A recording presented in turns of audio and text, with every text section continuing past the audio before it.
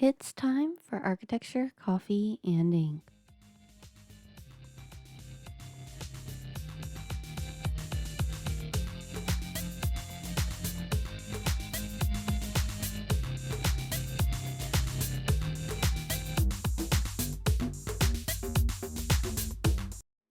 Hello, this is Hollywood C, and you're listening to Architecture, Coffee, and Ink, a podcast dedicated to introducing concepts, detailing out designs, and tackling the architecture you might not realize the meaning behind. I'm your hostess, and I'm here today to start introducing you to the designs that make you wonder why. So I ask you to brew your coffee, grab your sketchbook and pen, and let's begin. Hello, everyone. I am so excited to have you guys join me today on another interview or conversation episode. This time with Kasper Sierslev, author of Win-Win House, Moving In-House, CCO at Zite, and an overall guru of marketing. He walks us through his design process and introduces and explains his latest book. He also explains why those of us in design should think more about marketing and talks through some of the latest trends. With that, join me in welcoming Kasper to the show. Thank you so much for coming on to the show. I'm so excited to have you today. Do you want to just go ahead and introduce a little bit about yourself, maybe your company as well? Yes, I would like so. So I'm Kasper. I'm come from a company called Zite, which builds and runs in-house agencies for a various number of companies. We also just help them build it and then leave again. And so it's mostly from marketing perspective that I do this. I've been working in advertising agency for I don't know the first 15 years of my career, and then I switched to in-house and building in-house agencies at companies like Maersk and Saxo Bank and George Jensen. So very different companies. And I wrote a few books, 2 books about it, and a sidetrack book on the way there because I couldn't concentrate. So I'm kind of involved in a lot of different things, but my main focus is, of course, the Zite company where we build the in-house agencies. Okay. Yeah. So I definitely have read your book, Win-Win House, just that one. I was hoping to read the others, but I didn't get a chance yet. But I was actually interested in bringing you on the show because I know that as designers, we really don't think about marketing a lot, but we should, and it should definitely be a fundamental part of our companies. For all of the students interested in learning, what would you say they need to know most about marketing? Just a broad strokes before we dive into the specifics. I think you can. I think I have a few main points. You can easily get overwhelmed by all the tools and all the platforms out there. I mean, it's so easy to spread yourself thin and use your money on Facebook advertising or Meta or Instagram and so on. And you need to be everywhere. You need to do display banners and everything. And I would say, don't do that. You'll waste a lot of money. Focus on something. Maybe focus on a good idea. At the moment, what I see are the best ideas is something happening in real life. So do something somewhere that people will notice. Maybe just a small tiny percentage of your target audience, and then use that to create content. So that would be my main tip for today is do something good that people will notice, something that stands out of the ordinary, a splash or something, instead of trying to post something every day or create banners and ads in newspapers and so on, because you will spend a lot of money. Don't get too focused on measuring. I mean, I love data, but sometimes you end up measuring the last point instead of what big impression you're actually making. So that would be my main advice with someone just moving into marketing. And then it's about test and learn and try out and make a lot of mistakes. I think make small small mistakes that you can afford, and then learn from that. Test out things, hypotheses, and so on. Okay, well, thank you. That's great advice. When I first left grad school, I realized they never taught me anything about marketing, which is funny. A lot of us will go into our own firms, we'll go into, our own companies. And so I was looking at your portfolio and I saw that you did the What Now ad, I think it was, with the cars, the Hyundai. Oh, yeah. What's next? What's next? It was actually a follow-up. So we did a Hyundai ad when they first introduced their first new design. So they brought in a brand new design team and they want to change the brand perception. So they launched a car called Ioniq 5 2 years ago, I think, in Scandinavia at least. And for that one, we did. They wanted to say everything, but just in 2 words, and it should go on a billboard or somewhere. We did something, an ad called "Say What" or "Say That," because I mean we're using a word for for electricity and so on. So and then we needed to do a follow up, and we kept playing on the words of what and that. So we did what's next, which is that's next, the opposite, the obvious one, and then we did a few ones about what is love and what insight matters or something like that. So we did a few ones to play around with that word, which really got a lot of attention from just showing a car. And I guess that's kind of the technique that I sometimes teach, is to do this mix. Now I'm just going down that road. Now it's try to do a mix when you do ideas. Try to take one word or one sound or one image from one point that you want to talk about and one point from the company brand or something. If you look at McDonald's ads, they're very good at doing this very simple, very graphic way of taking one product. Let's say it's the logo, or it's the product, or the fries. So let's say they want to do a Halloween ad. They use the logo, and then they want to say something about Halloween, and they can see that the logo actually reassembles two ghosts. So they just put in two dots as eyes, and then you have a Halloween ad for something like that. Or it could be, they also did one with the fry box, just having two fries with ketchup on one of them, so it looks like teeth from Dracula or something like that. That's another way of using it. So I don't know what it's called, the method. I call it the cross method or the mix method, which is a very simple way to get graphical ideas for advertising. And that's kind of what we did here. So we want to say something, take a familiar phrase. I'm not going to explain it. I hate people explaining the jokes or something like that. But the idea was to take something from one area, like in this case, it was talking about electricity or power or something like that. And then at the other side, we wanted to say something this is something you should look at. It's something that stands out. It's what's coming next and something like that. So it's very easy when you break it down, but sometimes it's just really, it stands out when you just have 2 or 3 words, just big headlines, instead of trying to explain everything in a billion words. It's difficult until you do it.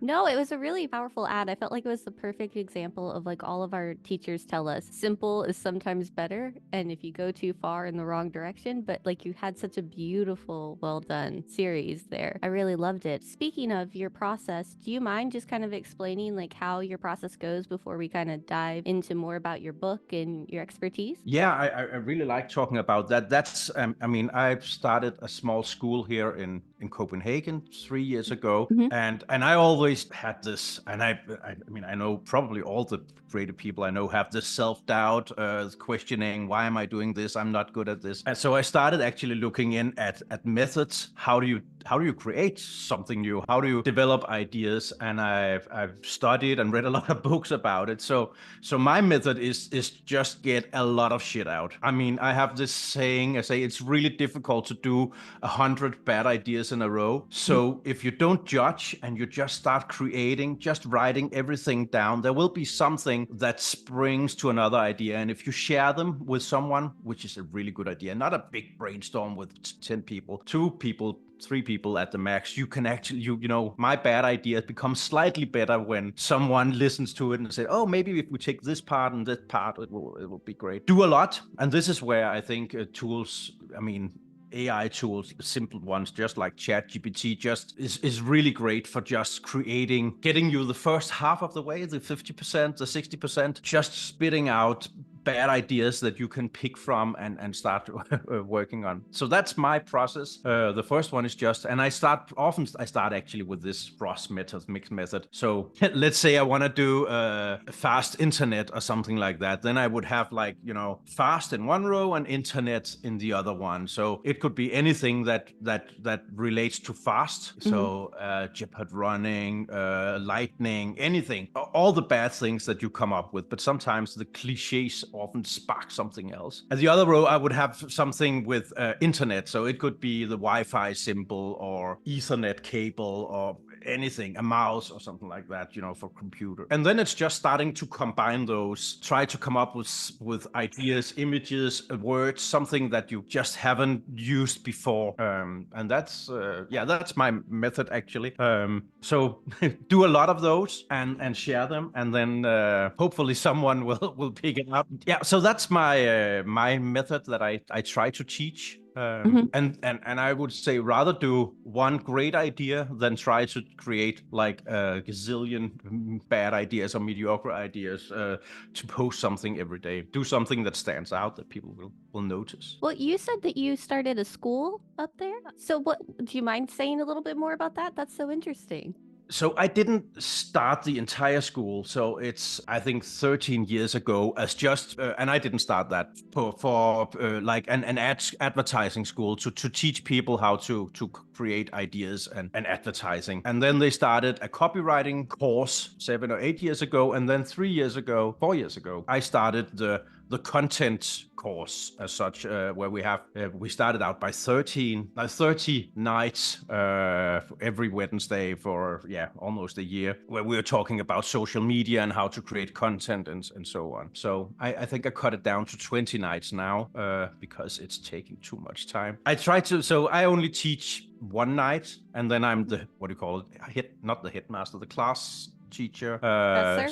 Sorry? I said the professor? Yeah, I guess I'm introducing the different subject matter teachers. So it's all people working in the advertising or content industry coming in and doing one class one night. So whenever we talk about AI or we talk about the new thing, we bring someone in who just did this great case or working with it every day. So I'm just there, making sure everybody is okay, and then I have this one teaching ideas and how to come up with ideas night, and that's basically it. And now we're changing the name to something else, but I can't reveal that. No, I totally understand. That's so cool. That's so interesting. I have a special place for teachers and learning and stuff like that. So I always love to hear that connection. But I did want to go just kind of dive into, your experience as well as trends in the field, because you said you have a lot of experience. So you've seen kind of like, has the market's been evolving? Is there anything you could say to that front, maybe? Yes, so every year we actually do, and I just brought it along, a report called the In-House Barometer, Okay. in lack of a better name, where we talk to, I don't know, 1,000 marketing people about and I'm very much into in-housing, bringing things close, to the company. So we talk to marketers, where do you think the in-house market is going? And we just did that, and been working on it all day. So it's coming out in March, the 24 report. And one of the things I think is really interesting in that one is both due to maturity in the companies, but it's also, of course, tools and AI and such, is that more and more companies are now bringing in creativity. And I think that's really interesting. So you get kind of the best of both worlds. You have the advertising agency where you have a lot of creative people working on great ideas, but you also get that product knowledge and actually working in depth with things, a lot of companies. So I think that's really one of the things that's happening right now, is that big companies are bringing in creative people to work on their brands in-house because they have the tools and the platforms. So I think that's a big insight. It's been kind of like in-house agencies been where people come to die for a creative career for many years. And then I think for the last 10 years, there's been a shift towards actually working, bringing in really, really talented people and working with the creativity in-house. So I think that's really interesting. Yeah, that is very interesting. It's interesting because I do think that as designers, we do a lot of marketing, but we consider marketing to just be like a rendering of here's my building and that's about it. Your book, The Win-Win House, was talking a lot about the bringing it in and not to be afraid of it and the advantages and disadvantages of it. But you were talking in one chapter about like letting everyone contribute, but realizing that everybody does have their roles for a reason. So I was kind of interested in kind of talking through that dynamic a bit with you. Like, could you just expand on that idea and how people can contribute to a team positively? Yeah, so actually that's the biggest trick when we build in-house agencies, is to let people do what they're best at. So you have, of of course, you can have and now we're referring to it as the brainstorm or the startup project where you invite people in and you hear them out, and that's one of the great advantages of being close, that you can just walk down to the engineer who did the product or the architect who designed one part of it and ask why did you do this and what's the great thing about it. But then as you move on, you have to let people do what they do best. One of the things I've seen that a lot of companies are failing at when they build in-house setups in any way is that they make the designers also be their own project manager, and they invite them into all the meetings and so on. And that's a lot of waste on people's time. It's also really difficult to be creative in a time slot from 9 p.m. to 10:30. You have to come up with a great idea, then you have to attend this meeting and just sit there and listen, because later on you will need this information. Maybe instead try to let people do what they do best, and that's I think that's really important. Start up having a lot of opinions and listen. Some of it might be good, and some people, there's always someone in the organization that does something completely different. It might be client service or something like that. The receptionist to pick up the phone and say, people are always complaining about this and that. Maybe that's a good way to actually pick up on something. If maybe there's a human problem behind that business problem that you are trying to solve. Maybe there's a different way to do it. I think I have an example in the book from when I was at George Jensen. Do we have time to I'll just go through it. It's a fun example. So George Jensen is it's a very old Danish jewelry company and home in decorating company.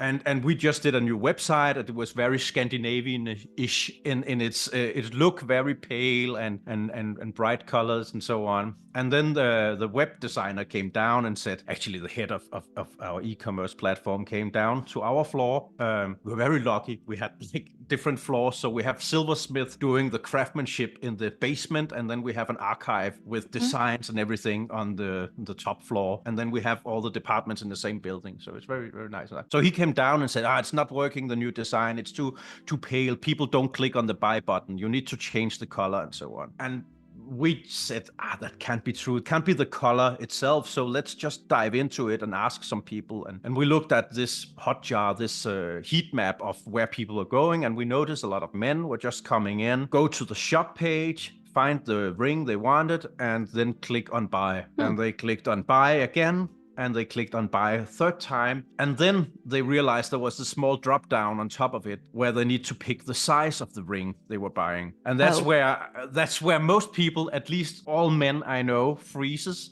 And this is what they did. They just stopped. The mouse was just completely still, and then the browser shut down. So obviously the product wasn't finding the buy button and clicking on it. The problem was that they didn't know the size of the loved one's ring finger and what side of ring they needed. So, and I think that's about identifying a human problem. So the problem wasn't changing the color or designing something. It was solving a problem with something. So what we did was create a small app for the phone where you could steal a ring from your loved one and place it on the screen, and you could see the size. And then, of course, also buy a competitor's product. But I mean, you win some, you lose some. And the best part was that once we did it, we didn't really plan for it. It wasn't part of our marketing plan. We did it very simple. It's starting spreading. So people, mostly women, were just sharing the app on Instagram and say, hey, Thomas, I think this is something for you. And now there's no excuse or something like that. So it's really, really an easy way to get that reach. And we were actually solving a problem for our customers instead of just doing marketing. So that's one of the things I also try to teach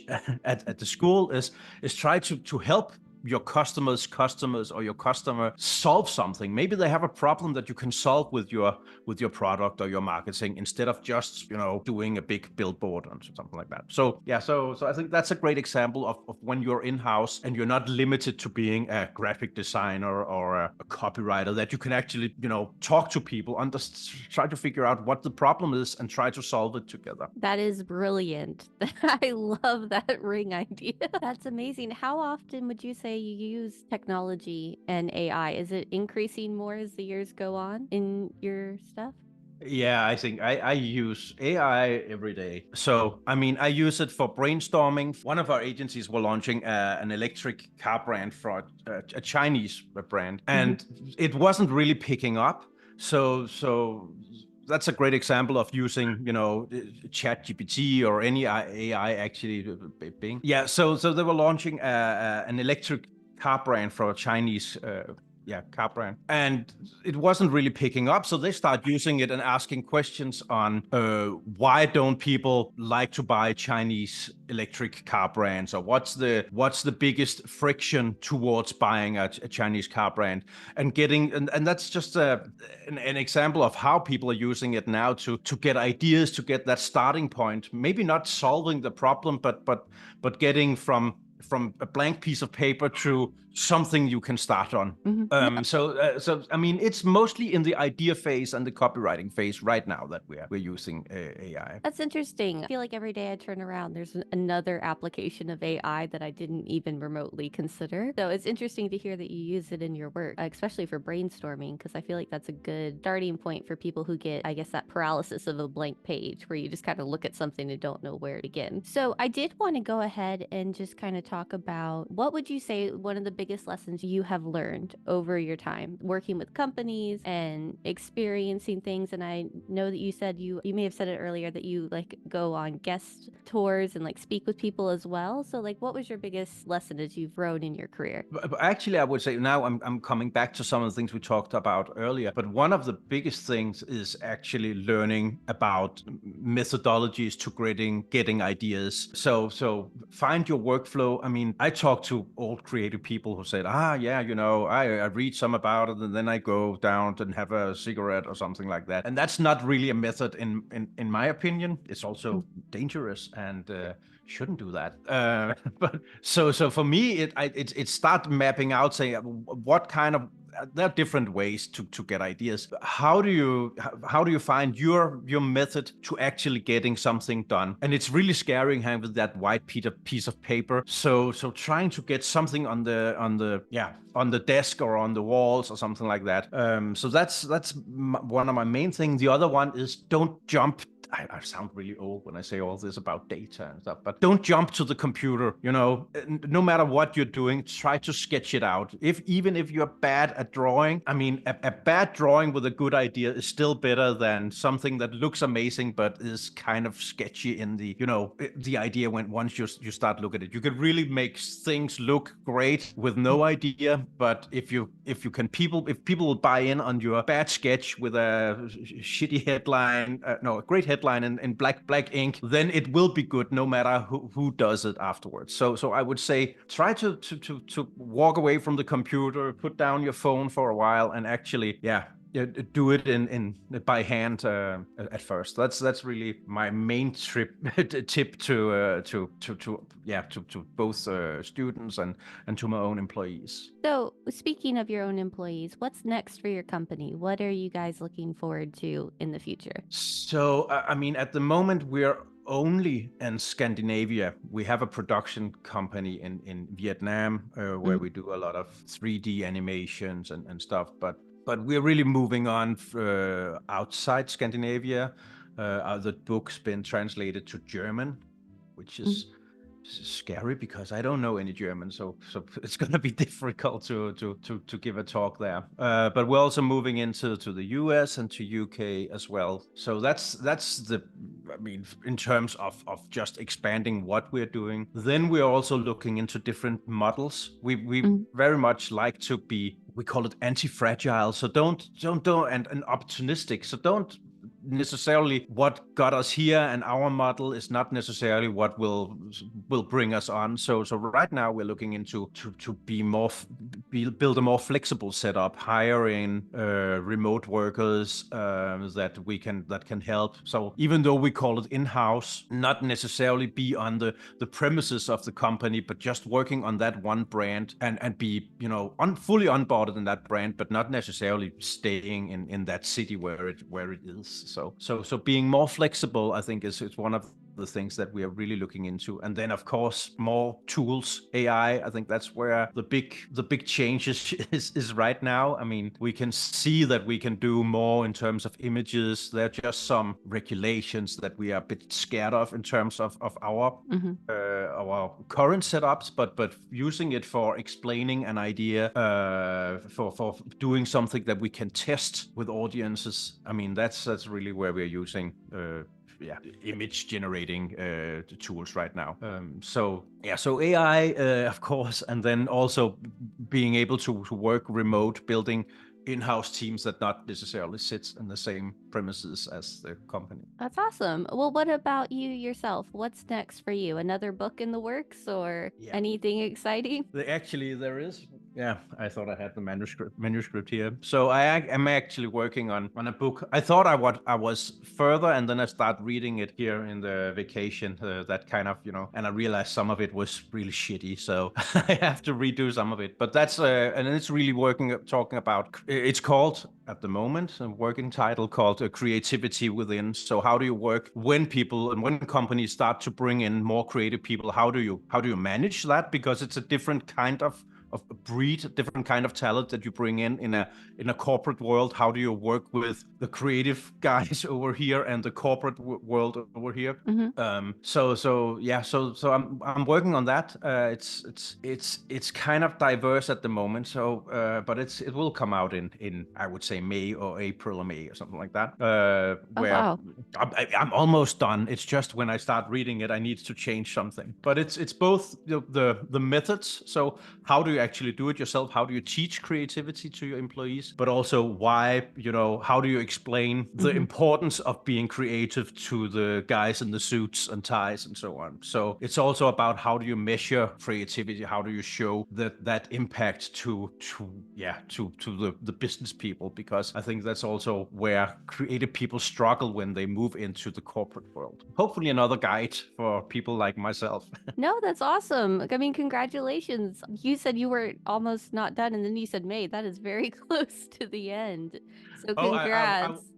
I was done. I think there's like 320 pages. But then wow. when you start reading it again, and re-editing and so on, you realize there's something you need to switch and there's things you need to take out. It's a very normal process, but it's just not. It's not as fun as writing.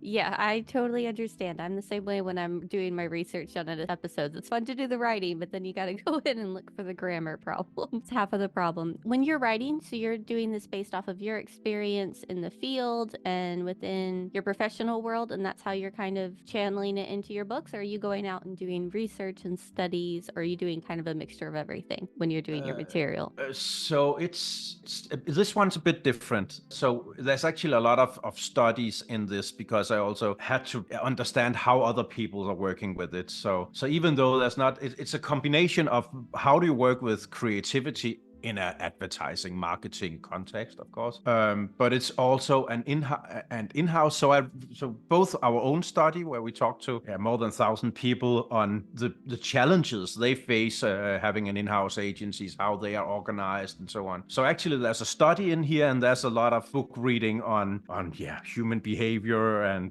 creativity as such. And so this one's different because the first two books were more focused or based on my own experience and actually just writing down all the mistakes I made along the way, so people shouldn't have to do them themselves. That's awesome. I have a very silly question I ask all of my guests on the show. So if you had an unlimited budget and a client who was willing to give you free reins over the scopes and parameters of your project, what would your dream project look like? Whether it's marketing, a house, a landscape, any sort of project. Gonna stay in my marketing world, and I would do something, if it was a marketing project and I would do something spectacular. I mean, look at what Red Bull is doing. They do crazy stuff. They don't never do marketing. They always do something like what's his name, Felix, something jumping out of a balloon or something crazy like that, and everybody will notice that. So